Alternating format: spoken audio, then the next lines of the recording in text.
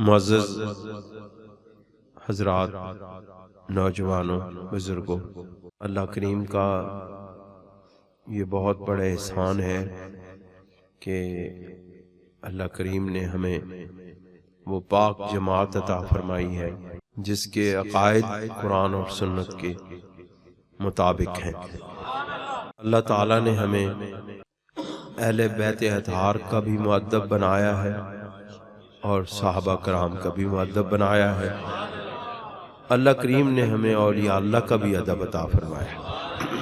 मैं अक्सर ये कहता हूँ कि अहले सुन्नत व जमात की तारीफ ये है कि ये किसी की बेअदबी नहीं करते, अदब वाले लोग हैं।